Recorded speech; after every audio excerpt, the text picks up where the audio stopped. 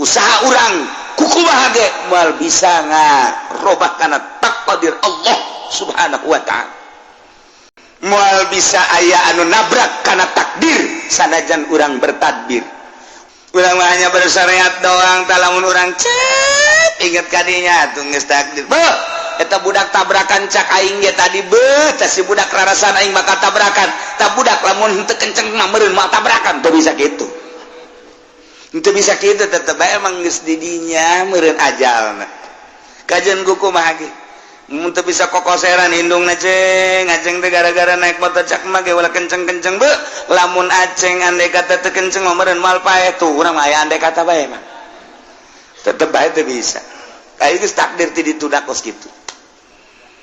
Ya aing sebenarnya mah mun baheulana teu kadinya mah meureun moal kawin jeung si eta nya jorenya peke.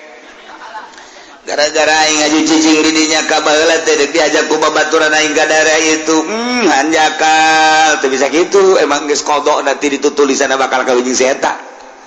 Atuh teu bisa, geus bae ku ari mah maning bersyukur.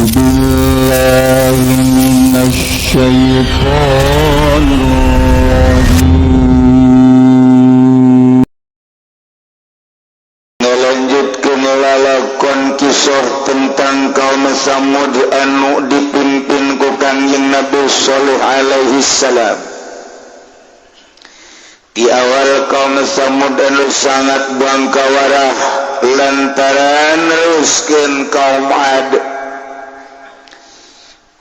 Gusti Allah diturunan Kangjeng Nabi Shalih alaihi salam, kemudian masyarakatna aya permintaan yang ngadatangkeun onta tina batu gede. Kalayan mujizat Kangjeng Nabi Shalih, pamarti Gusti Allah eta onta kaluar tina batu tur langsung ngajurukeun anak nu anak teh kebal deui langsung gedena sarua jeung indung. Atuh masyarakat awam nu barodo urang handap kalangan bawah mah langsung bae berduyun-duyun iman ka Kangjeng Nabi Shalih. Nuturkeun aturan-aturanana hiji onta teh antepkeun ulah diganggu gugat fazaru hatta kul fi adillahi wa la tamassu bisuin. Masyarakat awam anu bararodo kaum cacah mah dihandap teh arariman. Kapanasan kaum-kaum anu dileluhur pemimpin-pemimpin pemerintahan terutama di kalangan kerajaan ieu kunaon jelema ngagelok kasih soleh, maka tuh nyanangayakeun gerakan-gerakan anti soleh di mana-mana pamflet dipetakeun kuari loba aturan-aturan anti soleh. Wah, tuh aya nanti pamarentah kacau balau negara. Ditendun eta pamflet teh dihandapeun tangkalambon, dihandapeun tatangkalan teh bu dipasang-pasangkeun sakumaha kuari nu deuk pilkada. Deuk jadi DPR, baheula mah ditanggal kayu teh kuntilanak, kuari mah gambar kiai. Tanggal kayu teh di tiang listrik gambar kiai geus puguh DPR nama jatah mah kuntilanak lalakina ieu. Dibarengan dihijikeun jeung kiai, ulah sok sedih jasana le gambar kiai kaujanan kaanginan. Make udeng-udeng deui kiaina ge jeung Habib sarua. Hanya untuk sebuah kepentingan. Oh masalah sih jeung nya aing mah teh gambar ieu aing mah henteu. Atuh teu naon atuh. Aing mah maksudna ge lendek naon dengan duit. Oh kitu. Ulah loba omong cenah ge macem-macem bae. Masing-masing bae sih. Sok aja teger gitu tuh budak. Nah iya ganti soleh teh luar biasa terus bayakeun kumpulan sakumaha kamari di jalan iwati dibunuh ieu onta. Di samping ngarencanakeun pembunuhan onta, pembunuhan soleh nage tetep kudu dibunuh bae. Masya Allah karim. Sedangkan Kangjeng Nabi Shalih kade ieu onta teh kudu dijaga diantep sadaek nanyana.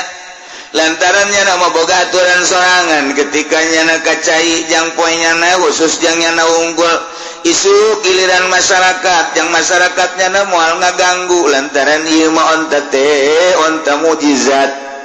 tuh susuna bisa jadi obat kesuburan jeung sajabana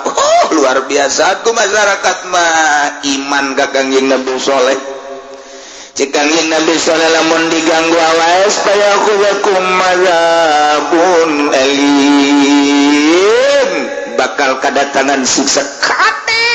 cek Kangjeng Nabi Soleh rencana punya rencana di kalangan bangsawan kalangan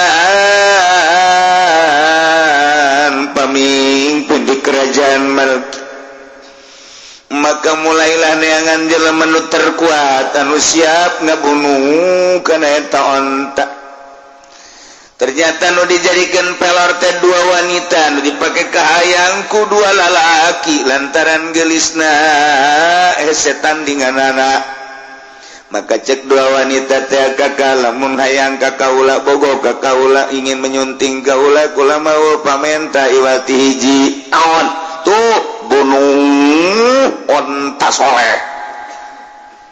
lantaran bogo atuh siap bae ulah ning kakarak ngabunuh eta leuwih eta kakak mah siap bae atuh kitu nu bogo mah lantaran manehna jelema kaya maka neangan jelema nu bakal bisa dibeli ternyata aya seorang manusia anak zina ngaranna Ki Kudar maka Ki Kudar teh didatangan seorang geng anu luar biasa ye asalnya nama dibere ameulina bae sakumaha kahayang Ki Kudar bakal dicumponan maka Ki Kudar siap untuk membunuh onta Soleh bahkan Kangjeng Nabi Soleh nage siap untuk dieksekusi pohar Ki Kudar maka kaum Samud anu geus sepakat sameme ngayakeun pembunuhan onta teh ngayakeun undang-undangan ti Soleh bahkan sababaraha tokoh masyarakat anu iman ka Kangjeng Nabi Soleh dipanggil dijeburkeun ka penjara digebuskeun ka penjara masyarakat teh diembargo ku pemerintahanna sorangan roda perpolitikan jeung perekonomian teh hajat disalurkeun ka masyarakat ku sadobe hasud lantaran Kangjeng Nabi Soleh loba pengikutna maka masyarakat teh meunang migu jeung nuturkeun ka Kangjeng Nabi Soleh perekonomian ku pemerintah sorangan dibatasi ditarangkepan jelema bahkan isu nu geus santer Nabi Solehna akan dibunuh ya Allah nama jadi akalun saya titilah sekian puluh ribu ratus ribu masyarakat teh anu iman ka Kangjeng Nabi Soleh lumayan tapi ente cara Kangjeng Nabi Daud teuing ente cara Kangjeng Nabi Hud teuing nu iman ka Kangjeng Nabi Soleh aya 4.000 manusia deres mah deres ya deres tina sekian ratus ribu manusia nu iman ka Kangjeng Nabi Soleh 4.000 manusia tetap nyada maka junting di kuku mah aga iman mae bunuh masalah geus pokona nu penting ulama syahadat kula asyhadu an la ilaha illallah wa asyhadu anna shalihan rasulullah wah loba nu dibunuhan masyarakat jadi horeng tiba heula lalakon gos kitu kumpulan masyarakat untuk siap menyaksikan dibunuh onta Kangjeng Nabi Soleh ku salah seorang manusia anu dibuli siap untuk membunuh onta tersebut ngaranna Ki Kudar udang kunyana onta sehingga saya udah dikupat kapit ku eta pedang kupat kawit langsung tublas tencit ku Ki Kudar baiklah onta dikejar, tetapi anaknya dikejar lompat ka mana lompat ka gunung. Begitu lompat ka gunung, lompat ka batu nu pertama teh. Batu nu pertama muka nyana asup ka jero, sanggeus asup ka jero nutup deh, asup ka jero eta. Anak onta teh asup ka batu nu pertama ngaluarkeun onta. Ialah nu bakal keluar hewan ti batu eta di akhir zaman, anu bakal nulisan manusia kafir mukmin dabah teh. Geus moal bisa dihelak deui ke di akhir zaman. Mimiti lafaz Al-Qur'anul Karim bakal ditayakeun ku Gusti Allah. Urang muka Quran kaget, Quran ka mana hurufna? Dibukaan kurang teu aya, neangan deui ka lamari. Buka deh teu aya. Kaget, nanyakeun ka tatanggana nyokot Quran teu aya, rome bakal eueuh ieu huruf Al-Qur'anul Karim. Tinggal aya jelema nu hafizul Quran. Eta jelema nu hafizul Quran teh ditita maca Quran urang ngadaengkeun nyana nu teu talar ngadaengkeun nyana, cuman umurna sakedeung, teu kebal mararaot anu talal Quran. Tinggal paling nu talar kulhu kayak gitu teh. Nu talar bangsa kula tu bil falak binas, anu bangsa lam yakunil teu katalar teh hese pabeulit. Iqra lam yakunil hese. Eta mah pabeulit biasa. Sanajan ini tuh watini ge pambelit. Watini wa zaituni wa turi sinina wa hadzal baladil amin. Aku khalaqna insana fi ahsani taqwim summa radadna wasbana illal ladzina amanu sholati wa tawassaw bil haqqi wa tawassaw bis sabr. Nah, cak teh budak.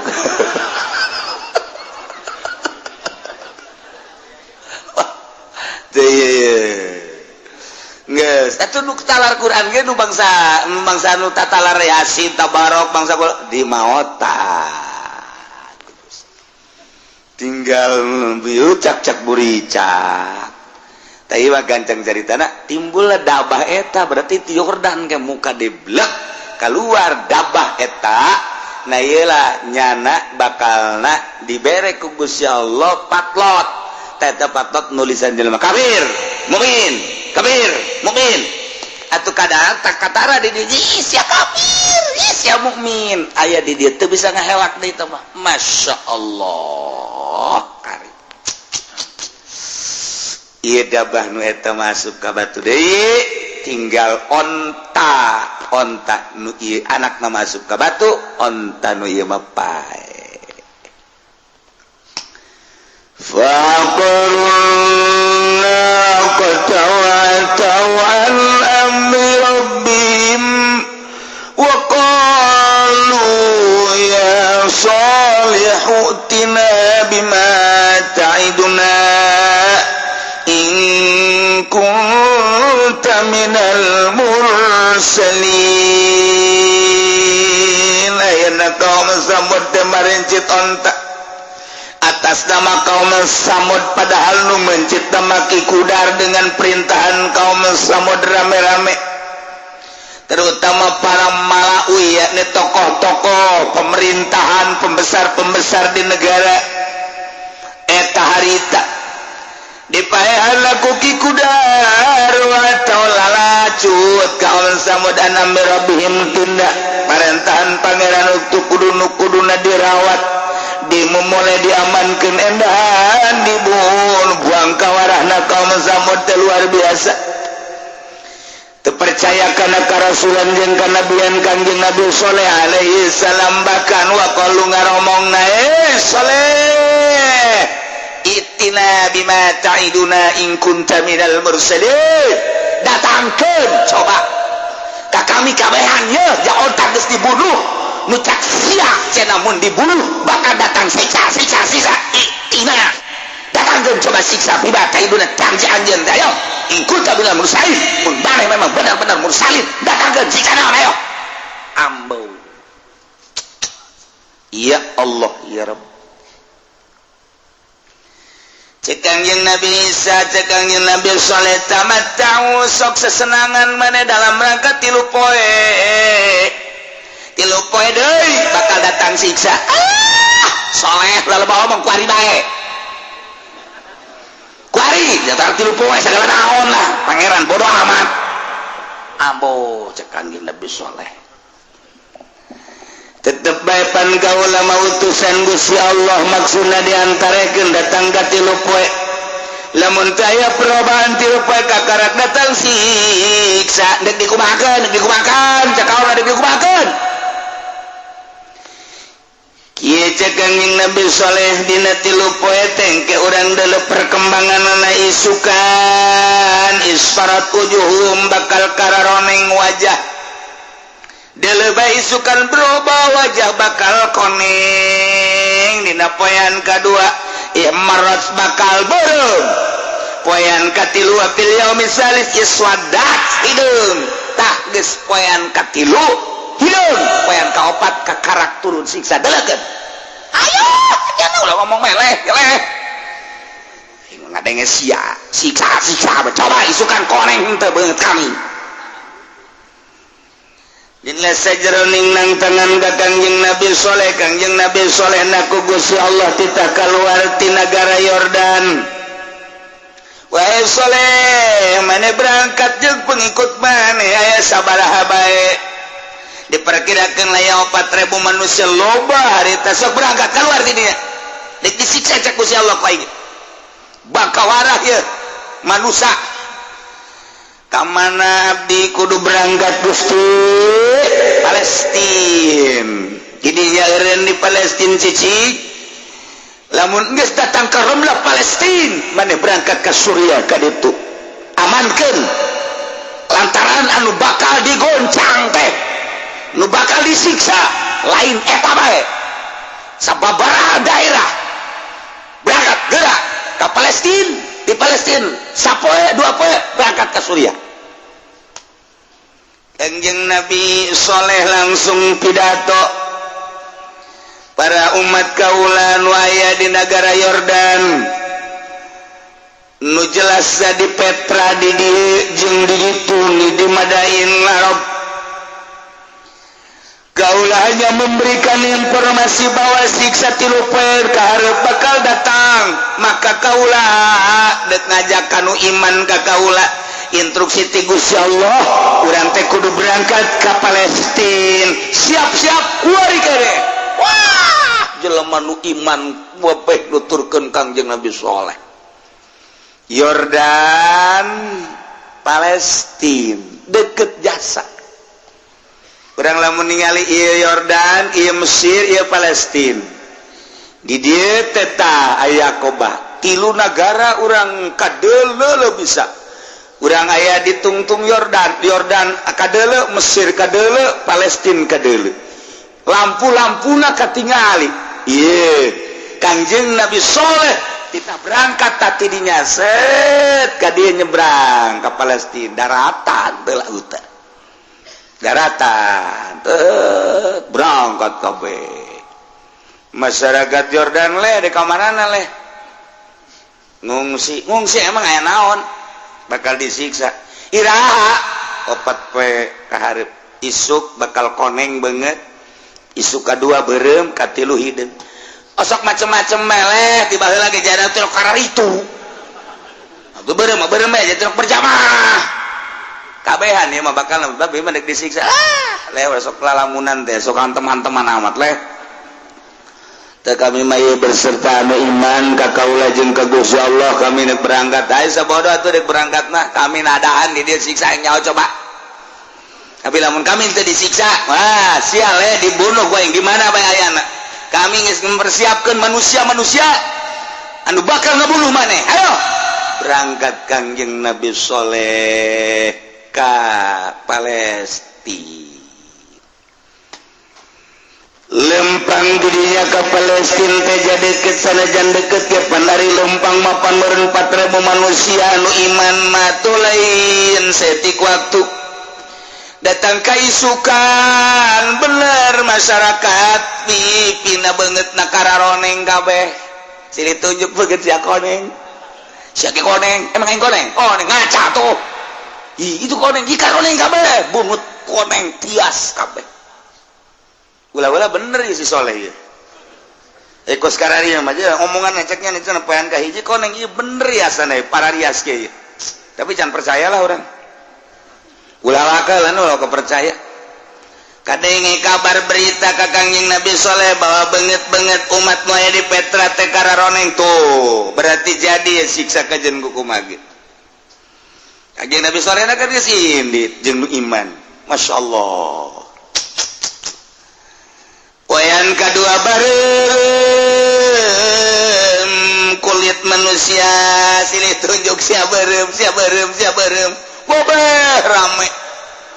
di negara Petra teh rame harita teh ieu urang barem kieu teh panmeureunana cek si Soleh teh cenah bakal datang siksa mimiti karoneng ngaju barem ieu urang geus kieu kumaha apa iman bae gitu ka Soleh aya penasehat hukum Yusril berendah bola waka iman atuh tunggu sapoe deui cek Soleh teh sapoe deui ulah rajing atuh urang gengsi kudu iman mah tuh atuh gengsi ontak geus dibunuh ku urang Solehna bakal dibunuh ku urang ada urusan siksa-siksa ieu tahan bae siksa naon sih coba diatuh urang lah sapira siksa meureunana paling meureun datang batu kerikil-kerikil atau angin-angin atuh urang muntah yang bae sih. Penasehat hukumnya hebat jasad nu ngaulah-ulah karena iman bener Datuk iya bener ulah datang ke iman atuh padahal hati mah kabeh teh masyarakat iya bener kajian hukumage soleh bener ieu poe hidung kabeh beungeut masyaallah harideung beungeut teh harideung mah ngarobrolnya berarti orang isukan siap disiksa iya bener Soleh iya kumaha tuh iya orang siap apa disiksa apa iman mah iya gengsi kudu iman ka Kangjeng Nabi Soleh mah orang gengsinya lagi geus eueuh neuk kumaha coba ieu geus kieu ieu urang lah coba yang nyaho isukan neuk kumaha coba datang ke PK4 mulai oyag-oyagan taneuh hoi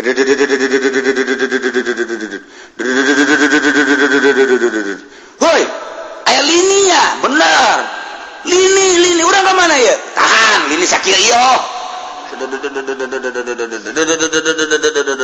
di luhur galedeg wow tak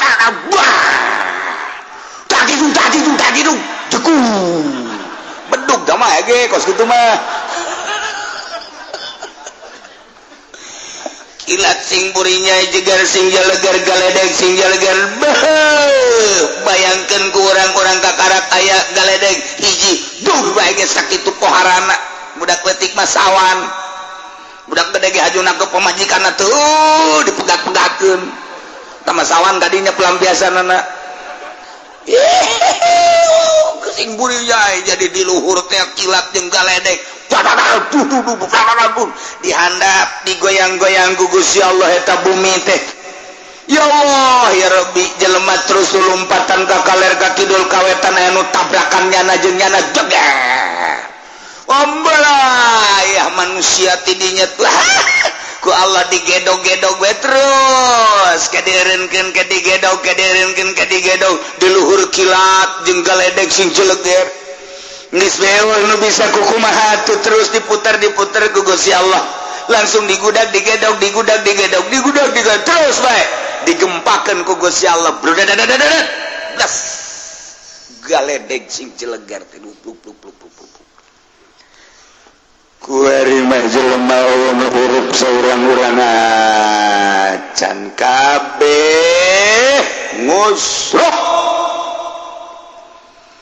numan takfa'akhazat umur rajfatu fa'asbahu fi darihim jasimin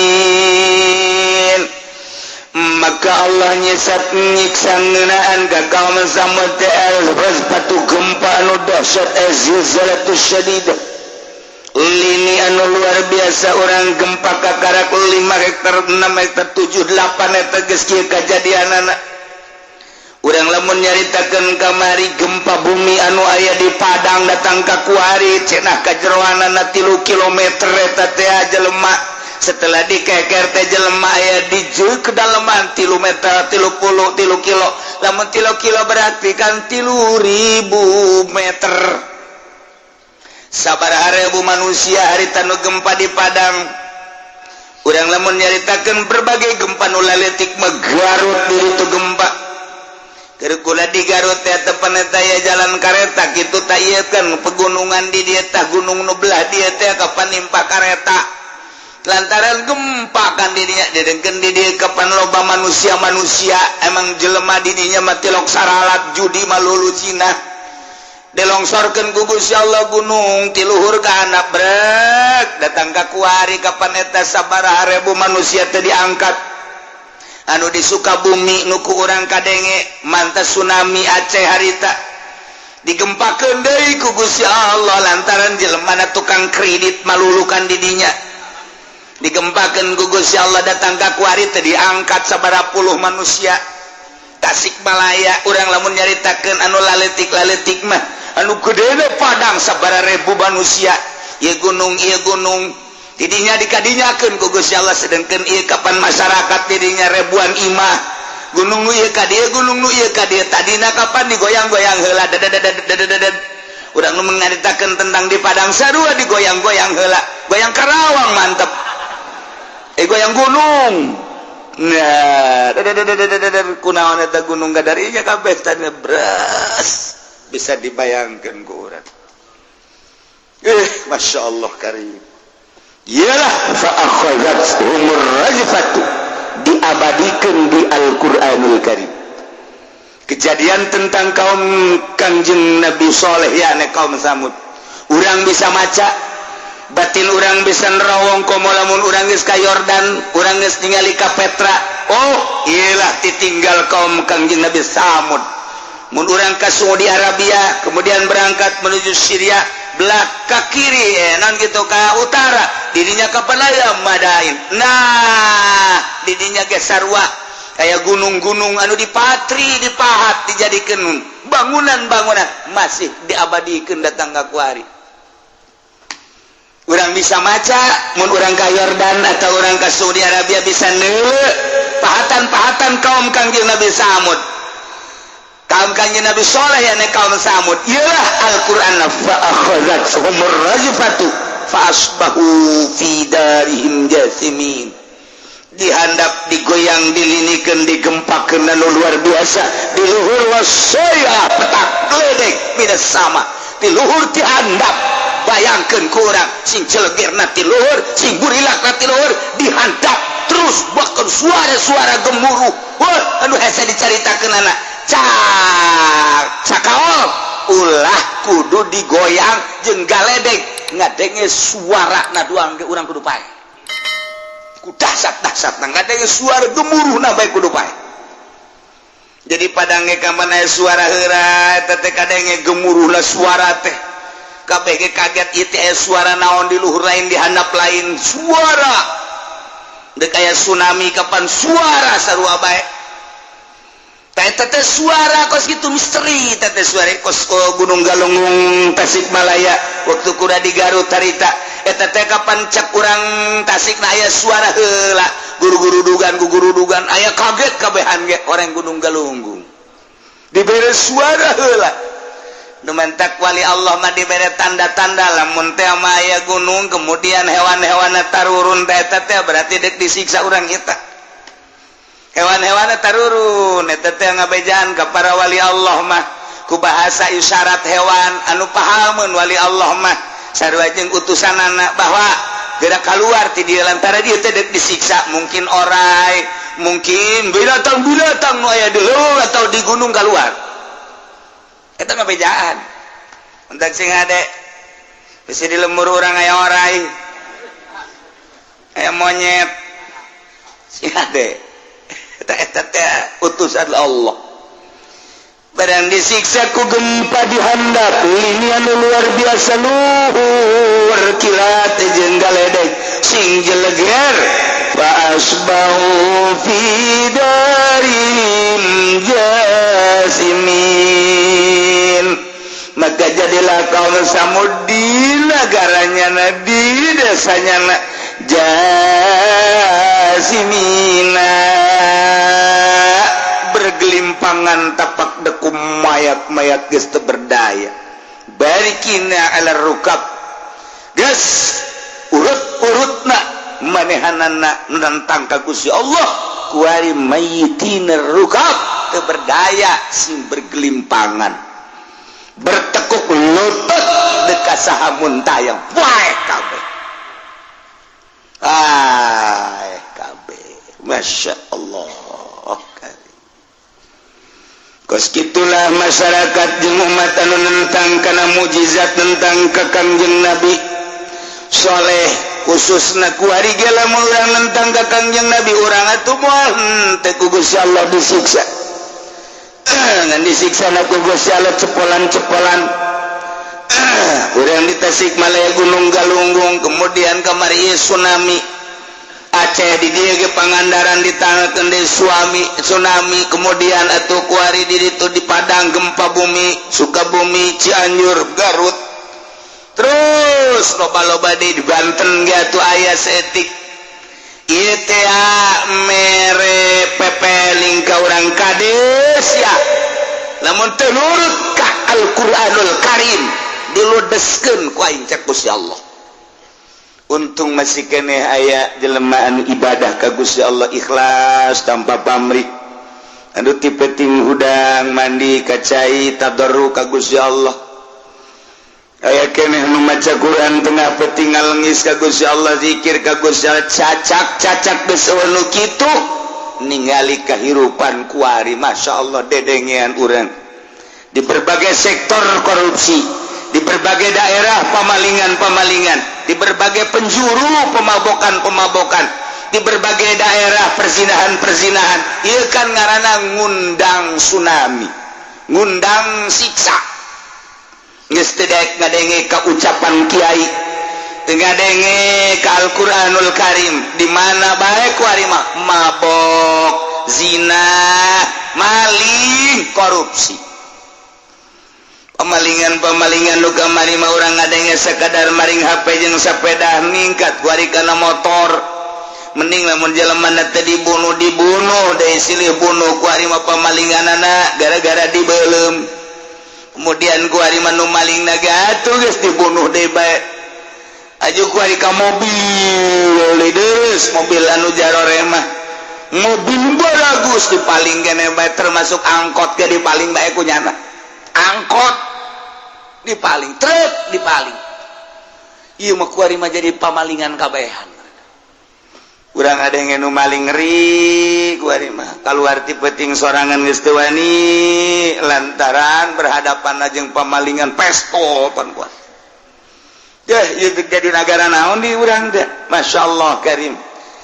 lamun jana ngomong hei sia kunaon maling bae ulah loba ngomong ya urang mah maling sakieu teu di luhur miliaran oke nya sakana teh aing mah maling motor ge udak-udak aing nyana ngaling urang teh dikukumahakeun saha si eta coba ngomongkeun si eta saha bejakeun lah kono eta atuh jeung berekan pamalingan gawe ya Allah ya Rabbi ya fasbahu fi darihim jasimi kuari manggeus ambalayah bangke-bangke berserakan puluhan ribu ratusan ribu Kanjeng Nabi soleh lagi saya di Palestina kemudian berangkat ke Suriah idina ku Gusti Allah kita berangkat dari ka Yordan kita ningali kaayaan umatna jeung kita cara ricing deui eta mah sakadar menghindar tina siksa doang maka Kanjeng Nabi soleh teh ceramah deui wahai dulur kabehan bahwa urang teh instruksi ti Gusti Allah kita balik deui ka ditu ka Yordan kita cicing di Yordan bae tetep berangkat deui ti Palestina gitu nanti Suriah ke Palestina datang deui ka Yordan deket sih kan deket-deket gitu antar negara kuari baheula ngahiji kan baheula makan Yordan Mesir ngahiji ngan sakadar aya Palestina doang Palestina Mesir tah eta aya Israel Mesir eta mah negara kuno tembel anu kuari mata bangsa Dubai Abu Dhabi kemudian Yordan eta mah negara anyar sagara Kuwait eta mah anyar pemisahan nah orang ieu mah jadi ke negara hanya kalau mah hiji bae Mesir lah itu Israel Suriah Sam baheula eta negara kuno tah zaman Kangjeng Nabi Ibrahim Sam Syria nah Kangjeng Nabi Soleh balik deui umat diajak kabeh sebanyak 4.000 cek Kangjeng Nabi Soleh urang deuleu coba ieu tatangga urang kawau urang leluhur urang nu kamarinang tangan kana siksa Gusti Allah urang titah balik deui ka ditu supaya berangkat deui begitu berangkat datang ke Yordan Masya Allah karim jelema geus bararau nu ngaringkuk bae ki aya anu kitu geus potongan manusia paehna ye macem-macem nu mendak fa asbahu fi darihim jasimin aya anu ngagoler aya nu nangkarat aya nu nangkup aya anu diuk aya anu woker ki macem-macem nu ngarengkol iyalah jelema anu disiksa ku Gusti Allah datang Kangjeng Nabi sallallahu kadunya fatawalla anhum ngabalir Kangjeng Nabi Soleh ti kaum nawagola cek Kangjeng Nabi Soleh padahal mah geus maot tapi Kangjeng Nabi Soleh titah ngomong ku Gusti Allah ya kaum wahai kaum kaula laqad ablagtukum risalat rabbi jelas kata yakin kaula geus sampaikan ka anjeun kana risalah pangeran kaula amanat pangeran kaula wala sahtu lakum kaula geus ngasehatan ka maraneh kabeh kade kudu percaya ka kaula bahwa ku teh utusan Allah ieu onta sebagai mukjizat lain sakali kula terus bae ngasehatan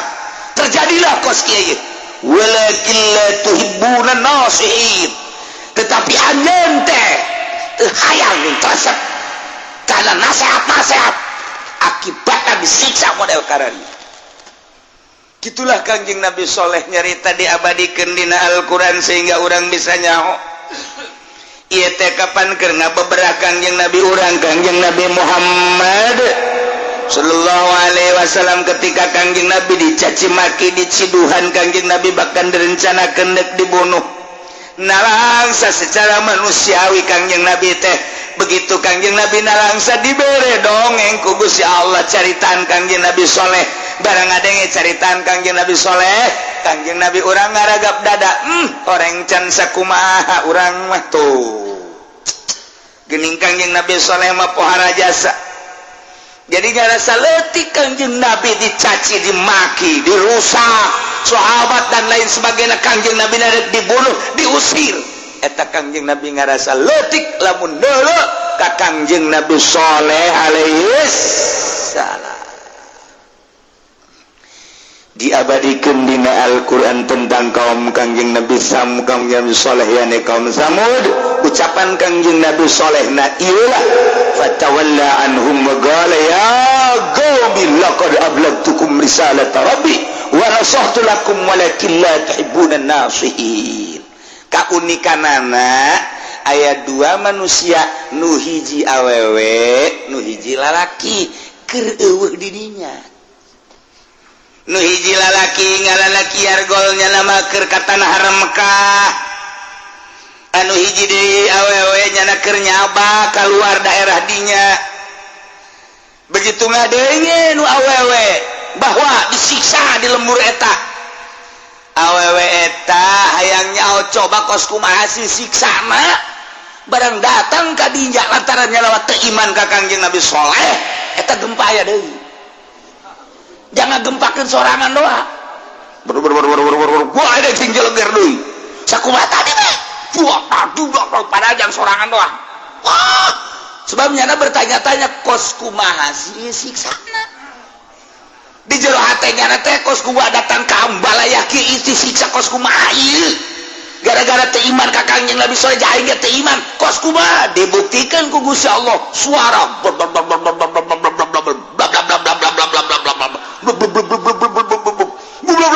wah si jeleget tubah wah goyang dana berapa tinggal kiar gol nuker aya di tanah haram Mekahnya nangak denge bahwa negara dua negara disiksa hiji di Arab Padain nomor kedua Padain soleh nomor kedua di Yordania nyana hayang gegeraan bae balik ka ditu hayang neuleuh sarua jeung nu tadi di kos kumaha cenah eta siksana coba aing hayang nyaho padahal mah nyana lamun cicing bae mah di tanah Mekah atuh aman nyana moal paeh tah urang mah make padahal mah nah naon nih orang masuk make padahal mah bae padahal tuh geus moal bisa geus aya qada jeung qadar Allah qada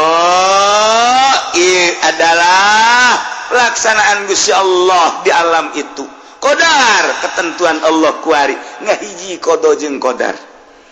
moal bisa aya anu nabrak kana takdir sanajan urang bertadbir usaha urang kuku bahage moal bisa ngarobah kana takdir Allah subhanahu wa ta'ala urang hanya bersyariat doang talamun urang cep inget kadinya tuh geus takdir beuh eta budak tabrakan cak aing ge tadi beuh tah si budak rarasan aing bakal tabrakan tah budak lamun henteu kenceng mah meureun moal tabrakan teu bisa kitu henteu bisa kitu tetep bae emang geus di dinya meureun ajalna kajian kuku mah ge mun teu bisa kokoseran hindungna ceng aceng teh gara-gara naik motor cak mah ge ulah kenceng-kenceng beuh lamun aceng andai kata teu kenceng mah meureun moal paeh tuh urang mah aya andai kata bae mah tetep bae teu bisa kayak geus takdir ti ditu da kos kitu ya aing sebenarnya mun baheula na teu kadinya mah meureun moal kawin jeung si eta nya jore nya peke gara-gara aing ngaju cicing di dinya ka baheula teh diajak ku babaturan aing gadara itu hanjakal teu bisa kitu emang geus qada nanti ditu tulisanna bakal kawin jeung si eta atuh teu bisa geus bae ku ari mah mending bersyukur bae geus jore urang usapan jorena batu cincin ge jore jadi herang batu cincin menang meuli di dinya dipuri jaza waduh hideung digosokan coklat setik digosokan bogal peuting atuh herang atau pemajikan orang ya kurang di lapan orang di bagus-bagus atau herang majikan orang ieu mah tun mantak henteu kadele bagus teh mah kos batu cincin diantep jeung garogek pandian ke orang pemajikan ka dieu sia ku aing dipandian gari-gari benar enggak ku aing dek diusapan ieu aing meuli penggosokna tuh gosokan 5.000 aing meuli ya pandian kurang diuyab geus pukna ulah hese-hese geus pokona mah make eta teh naon garang-garana baheula mah pare teh sabu pare dibeulem wah ieu kan kumaha ieu mah bukun ti anak cak urang teh ieu beres di sabunan mah diais urang memajikan urang aju urang eta kuari digosok sat-sat panpak ieu aberang atuh lain herang ledeh ieu mah sapoe dua poe bameulikeun urang parfum nu bagus atuh naon kitu ngaranna wedak ieu mah wedak mah Kelly bekel nya ngahutang deui kalina get dek gelis kumaha atuh bedak Kelly oh tetep parang ti dampal dikabeungeutkeun Kelly mah pada tidak ampal, kamu itu beres satu. Nah, nu bagus emang nu kos kumaha kiai, dalah kolot baheula. Meuli di pasar Kemis anu baru leunteu eta di Caian eta nu hebat mah. Oh, tamang kieu leuwih parah tamang kos kitu. Baheula mah aya di pasar Kemis tu baru leunteu datang ka imah aja di Caian angel jasa eta ka ieu ngarana jatuh jasa Pak. Menang di Gunung Karang masalah tamang meureun. Bisa pakai badut cincin itu lemon kuari mah eta parfum ngaranna terus dipakai sawak-awak mandi aju digosokan daki beunang kabeh eta baheula mah aya kos kitu eta nah jadi sengit awakna beulikeun ku urang baju nu bagus anu rapi melilipan anu hideung-hideungan Masya Allah, tuh orang ini dipandang ke orang jasi Inggris dibagus-bagus ke jajore heran ya.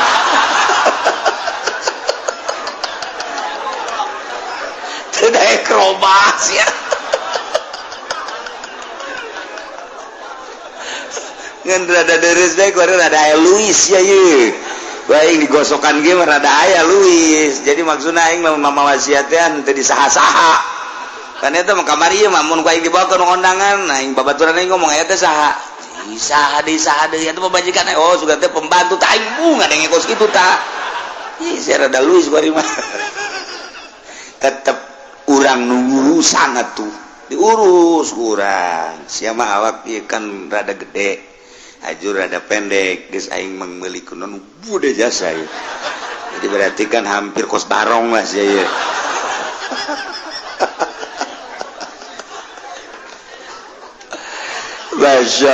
masyaallah karim nailah diabadikeun dina Al-Qur'an tentang kaum Samud anu dipimpin ku Kanjeng Nabi Shallallahu alaihi nusa urang deui nu aya di tanah haram kiargol ngaranna lantaran ngadenge bahwa nagarana disiksa nyana datang bener kabeh pemajikan anak tetangga wow geus darku nyana ngacerit anu luar biasa bertanya-tanya saruanya naga ieu si kumaha siksaanana datang ka pararae kabeh datang ke bangunan-bangunan ngan sakadar bangunan gunung bae anu henteu dirobah jang diabadikeun ku Gusti Allah. Adapun nu lain-lain mah nu di dataran rata, anu di macam-macam beak bae geus kabeh teh mah ku gempa. Nyana bertanya-tanya dahsyat amat kos kumaha siksana sieu. Mulai wer wah. Naon ieu? Naon ieu cek nyana ieu? Mulai goyang-goyang. Ih, kayak puji si goyang kieu. Naon ieu meureun siksana ieu kos kieu. Meureun kos ieu teh sabaraha. Wah, di luhur mulai kilat, mulai wah, gua ledek sing cilegan dadat. Jang maehan sorangan doang lantaran bertanya-tanya kos kumaha siksana sih. Maka ku Gusti Allah dibuktikan disiksa deui model kos kitu. Mendekang yang Nabi begitu berangkat yang para sahabat di Wadil Qura terus melalui Madain Soleh. Kanjeng Nabi memehna dongeng ta ieu teh kaum-kaum Kanjeng Nabi Soleh nu baheula disiksa. Ieu teh Saudi Arabia, ieu Madinah terus ke belah ditu ka Kaler. Ti Kaler tidinya teh aya Wadil Qura, ti Wadil Qura nanti engke teh belok ka kiri, tidinya aya pegunungan ngaranna eta pegunungan teh pegunungan Madain Soleh. Kanjeng Nabi nyaritakeun ieu ti Wadil Qura tatang ka ditu si hade urang ulah aya anu lalagaan hiji nomor kedua ulah aya nu aplen-aplen kudu dicepetkeun sebab ieu daerah siksa baheulana mulai cek Kanjeng Nabi berangkat dicepetkeun kuda ge dicepetkeun teu meunang aya nu aplen dinya sebab ieu daerah siksa Allah baheula ulah sok nanyakeun kos kumaha siksa cek Kanjeng Nabi lamun nanyakeun siksa kos kumaha awas. Wow, datang kan nyebrang ke arah Kanjeng Nabi. Stop.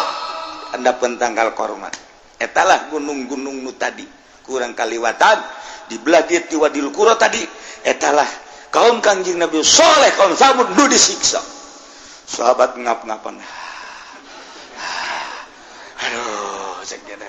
Hadena cenah urang ieu. Henteu aplen dia mun didinya aplen bakal disiksa deui bae. Mentek ulah orang ka gunung galunggung kos kumaha siksana Gus sia kena siksa ka jeung kumaha di ulah urang ka ditu lelempangan ka mana misalna ka Aceh rek tsunami di ditu ulah ngayalkeun kumaha si tsunami datang sia kena tsunami sorangan sia ka jeung kumaha gampang bae Allah mandek nyen tsunami sanunya susu awawa digudekeun aju keluar cai mah wah disemprotkeun taek na tsunami nya nang Allah bapak kawasan yang tsunami tina susu ya Allah ya Rabbi selesai Gusti Allah ngabebrah Kanjeng Nabi melalui dongeng kaum Samud dipimpin ku Kanjeng Nabi Saleh alaihi salam bakal dilanjut ke masih keneh dongeng Kanjeng Nabi Lut alaihi salam di Yordania di dia Palestina tah di dia di tengah-tengah antara Yordan jeung Palestina ialah kaum Kanjeng Nabi Lut jadi masih kene Yordan kene jauh hari nu tadi mah Petra kebelah di Tuwetan hari ieu mah di dieu nah urang bakal nganyahokeun tentang sifat-sifat jeung tingkah kaum Kangjeng Nabi Lut alaihi salam jeung bakal dikumahakeun ke kaum Kangjeng Nabi Lut urang lanjutkeun minggu hareup wallahu a'lam. Bismillahirrahmanirrahim. Qala Ahmadu ngucap sebagai Ahmad bin Hanbal radhiyallahu lian Ahmad minal a'immati saking pirang-pirang imam walam yathbut li basyari hadza lan ora tetep kadeki basyar hadza ikila basyar sohbatu para rewangan ma Rasulillah semertane Kangjeng Rasulullah sallallahu alaihi wasallam li anna Rasulullah karena satune Kangjeng Rasulullah sallallahu alaihi wasallam qad kubudol ketemen dan pupuskeun ya Kangjeng Rasulullah wa basyarun sahurun ala utai ki basyar iku kan cilik boleh ngucap ya ulama kabeh wa kharafa basyarun lantikun sepaki basyar fi akhiri umrihing dalam akhir umur basyar wa kana lana ya basyar rajula su'in iku ang lanang kang lain taus tutup ya qaul qala nudawa wa tazabai nudawa kana khatimatu su'in ana pepugasan ki basyar iku pugasan kang ala bidawati aliin radhiyallahu an kalawan duane ka sidina ali muga dilar penuh sepelanu saking ali painam kesatuna kalakuan iku lama balaghu samang-samang satu magawi ngali opanam satuna basyar wa iku nyemelawa basyar ibni Ubaidillah ing anak ronone ki Ubaidillah bin Abbas Bola maka ngucap ya Ali Allahumma atil umrahu wa adhib aqlan ya Allah muga ngadawakeun Tuhan ing umur ya basyar lan muga ngilangkeun Tuhan ing akal basyar istajaballahu ta'ala maka membadanan sebelah ta'ala doa Ali ing doa Sidina Ali fihi ing dalam basyar wa kanat lahu akbaru sunlana iku tetep gaduh basyar pepirang caritaan kang ala pujani bi alin dalam rasulullah wa sahabilan birang sahabat Ali radhiyallahu anhu muga nilar penuh sapa saking gabe qala Ibnu Dawya wa jazaba Ibnu Dawya wa lamma zabaha samang-samang sanyemeli ya basyar saghirain ingkang cilik roro pakidat umma maka sinpen kesemaka kailang napombo ke karena saghirain Allahumma ingakale ya kana taqibu kang anda ya iku kandak ya bil masum dalam masumatan syadul asyad lan nalagu ya ing kurang syiran ala kita hiyukan ngahudang-hudang ya asyar al azan ing pirang-pirang ka prihatin wa tabkilan nangis ya nawatubkil uyun lan nganangiskeun asyar ing pirang-pirang netra hatayan dari benas malam-malam nangis sapa anasu manusia diritakeun seorang manusia nu biadab ki Basyar Ahmad bin Hanbal salah satu mazahib minal a'immah yang liana bahkan nuritakeun walam yasbut cenah li Basyari hadza sohbatun ma Rasulillah ki Basyar anu ngabunuh dua anak Sidina Abbas eta mah teu pernah babarengan jeung Kangjeng Rasulullah sallallahu alaihi wasallam lantaran Kangjeng Rasul pupus wa Basyarun sugir nya nama leutik bari gaya ditunya di Suriah Basyar Asad ieu nurutan ieu nya nama negara dan negara atuh penuh kunaon gitu ngaranna cerita sebab negara kuno Syria, Mesir, Israel eta mah negara kuno Mekah, Madinah, Turki, India eta ngaranna negara kuno urang mah negara urang anyar termasuk Amerika anyar ieu negara baheula diboga sejarah di negara teh pohara jadi teu pernah cenah ngabatur ngabarengkan Kangjeng Nabi jadi lain sahabat nama golu cek ulama basar di akhir umurna pikun jeung nama jelema anu suul khotimah rajul su'i cek Ibnu Dahyah tungtungna